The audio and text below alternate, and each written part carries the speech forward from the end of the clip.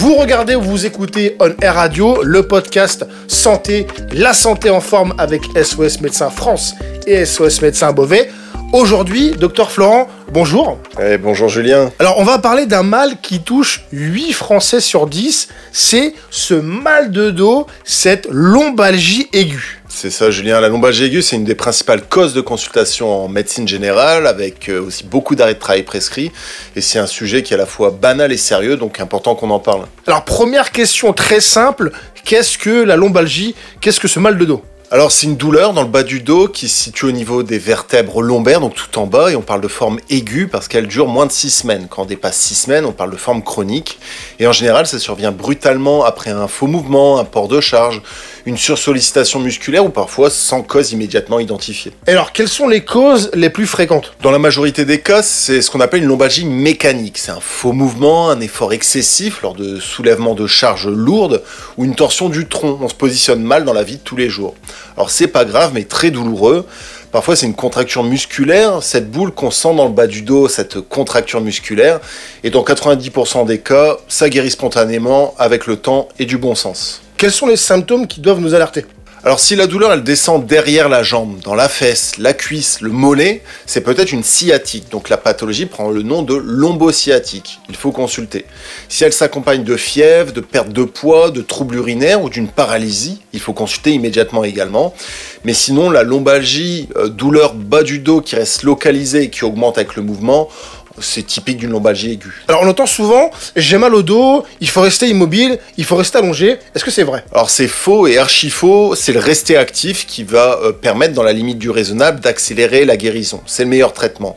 Marcher, bouger, reprendre une activité progressive, sinon ça nous fait rentrer dans un déconditionnement physique et c'est bel et bien pour ça que la sécurité sociale elle préconise 2 jours d'arrêt de travail et pas plus dans une lombalgie aiguë. Et alors côté traitement, qu'est-ce qu'on propose pour ce mal de dos? Alors, SOS Médecins Beauvais, c'est une pathologie qu'on voit régulièrement.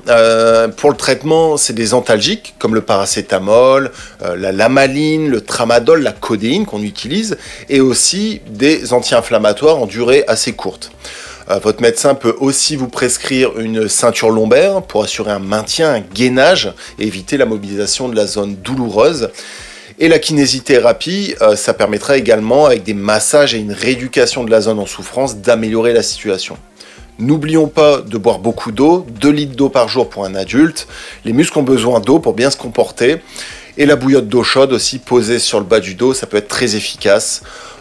Surtout beaucoup de réassurance, hein. Ça va aller, c'est une lombalgie aiguë. Au bout de 2-3 jours avec ce traitement, vous irez mieux. Alors pour éviter ce mal de dos, est-ce qu'il y a des positions, est-ce qu'il y a des choses qu'on peut faire nous au quotidien? Eh bien quand on est assis, on serre les fesses, on contracte les abdominaux et là déjà la posture sera améliorée. Plutôt que de se tenir avachi en position lecture de smartphone et vers le bas.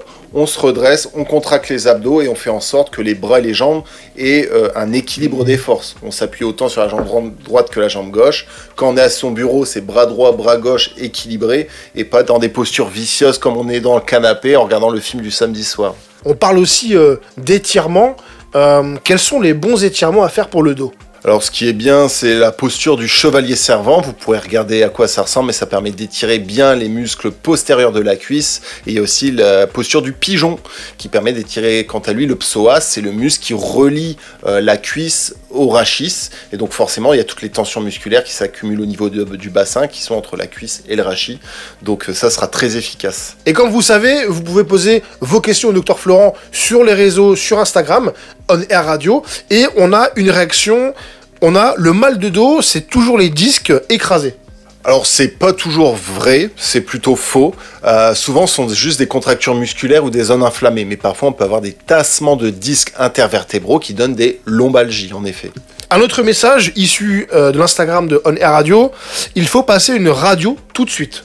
Alors ça c'est faux aussi. Dans la plupart des cas, aucun examen n'est nécessaire. Ce sera plutôt un scanner ou une IRM si on a besoin d'un examen complémentaire. Ça nous permettra de voir plus finement les ligaments, les nerfs et est-ce qu'il y a un conflit entre justement les vertèbres et les nerfs.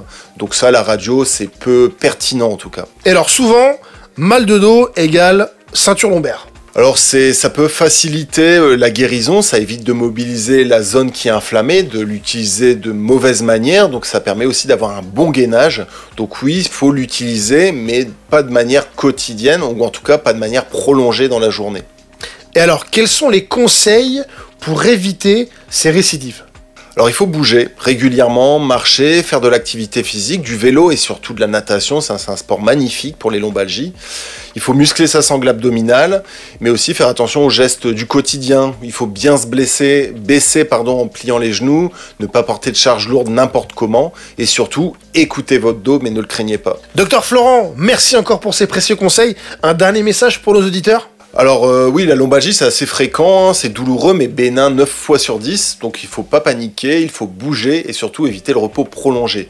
Un dos, ça se soigne en mouvement, alors faites de l'activité physique. Merci à tous d'avoir suivi cet épisode sur On Air Radio. Prenez soin de vous, prenez soin de vos vertèbres et on se dit à très vite.